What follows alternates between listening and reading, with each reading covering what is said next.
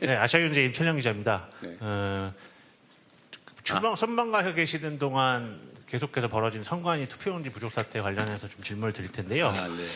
선관위 투표용지 부족 사태에 따라서 잠실 7동 투표소 앞 시위가 2주를 넘겨서 계속 네. 되고 있는데 관련해서 참정권 침해를 바로 잡아야 된다는 게 원래 초기 시위의 어떤 네. 목소리였는데요. 가면 갈수록 부정선거를 주장하는 목소리가 더 커지고 있다는 지적이 나오고 있고요. 동시에는 그 체육단체 행정 마비 사태까지 장기화되고 있는 상황인데 이와 관련해서 경찰력이 미온적으로 대처하고 있다는 지적도 나오고 있습니다. 그 현 상황에 대해서 대통령님의 어떤 판단과 생각을 듣고 싶습니다. 네. 사실 전에도 한번 말씀드렸는데 우리 청년들, 젊은이들이 국민의 참정권 문제에 또는 투표 기회 박탈에 대해서 이렇게 매우 민감한 반응을 보이고 또 행동으로 그걸 지키기 위해서 노력하는 걸 보고 저 사실은 약간 놀라웠습니다.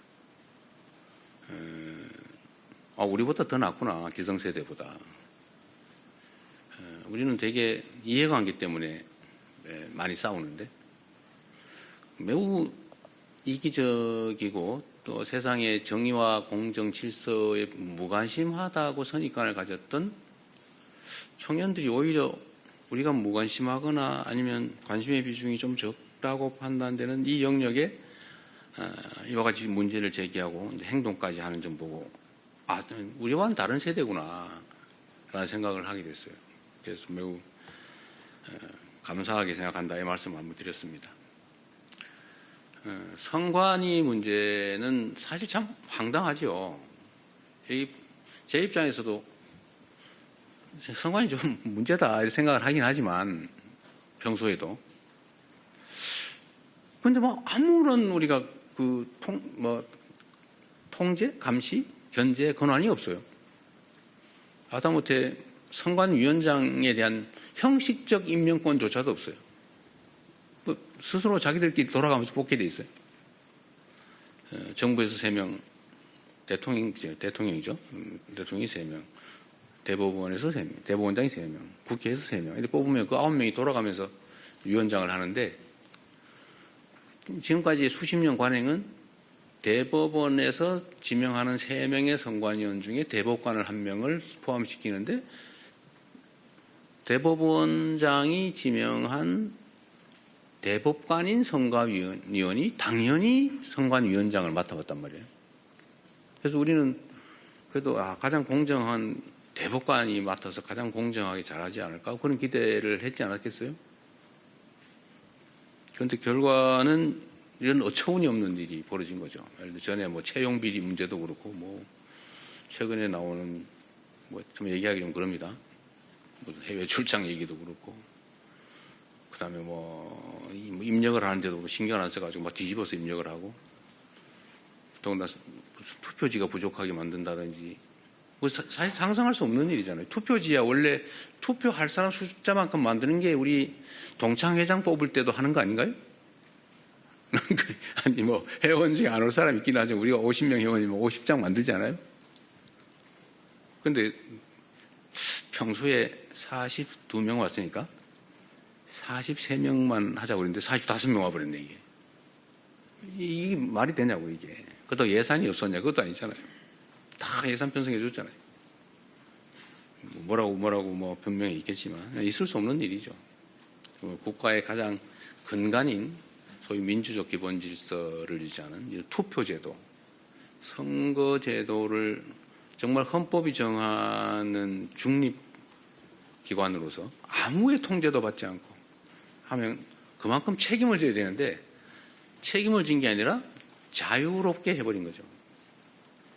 방종에 가까운 자유를 구가했던 것 같습니다. 결국은 심각한 문제가 있죠. 대응을 해야 되겠죠, 이제. 일단 집회 시위에 관한 문제를 얘기하기 전에 선관위의 문제는 저는 좀 이따 대수부 회의 때도 이 얘기를 하려고 했는데 법제도들을 좀 최대한 고쳐보고 최소한 외부의 감시 견제가 어느 정도 가능해야 되지 않냐.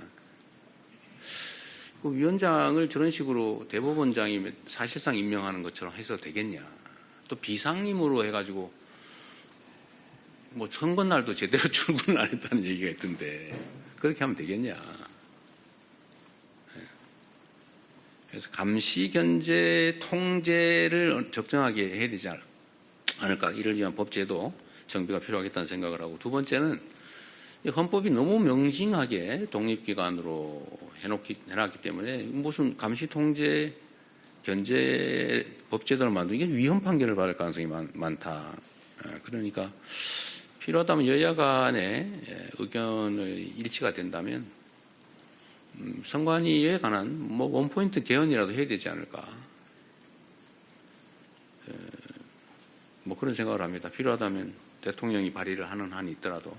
근데 문제는 이게 정치권의 책임성에 관한 것인데 진심으로 이 문제를 해결하기 위한 것인지 아니 이걸 이용해서 정치 공세를 하고 뒤로 빠지려고 하는 건지를 알기가 어려운 상황이어서 정치권에 좀 진지한 논의를 촉구하고 정치권에서 논의되는 걸 봐가면서 우리 정부도 입장을 정하겠습니다. 어쨌든 근본적인 개혁이 필요한 건 확실합니다. 이런 상태로 갈 수는 없어요. 시위에 관한 문제, 시위 자체는 참정권 확보를 위한 시위 자체를 비난하거나 그래서는 안 되죠. 오히려 보호해야 되겠죠. 그런데 이 공간을 활용해가지고 전혀 엉뚱한 허위사실을 공표하면서 가짜뉴스를 남발해서 사회 혼란을 획책을 한다든지 또는 뭐 무슨 산적도 아니면서 지나가는 사람은 검문검색을 한다든지 소위 주머니를 털거나 이러면 안 되잖아요. 원래 산적이 하는 일이죠, 그게. 아무 고난도 없는데 고개 마루 장악하고 지나가는 사람 주머니 털어가지고 검사하고 10% 띄고 보내고 이런 거 있잖아요. 이게 산적이 하는 짓이지. 이런 짓 하면 안 되죠. 또는 그 숫자 많다고 출입을 막아가지고 남의 중요한 일을 못하게 막는다든지 이건 업무방해거든요. 위력에 의한 업무방해, 중대범죄 중에 하나죠. 하여튼 이러한 행위에 대해서는 제가 엄정하게 수사하고 책임을 묻도록 지시했습니다. 이런 것까지 방치하면 안 되죠. 이런 구분을 좀 해야 되겠다. 정당한 참정권 확보를 위한 주권 행사와 질서 파괴를 획책하는 범죄 행위는 엄밀하게 구분을 해야 이 참정권을 지키기 위한 선의의 이런 운동도 제대로 빛을 발할 수 있겠다.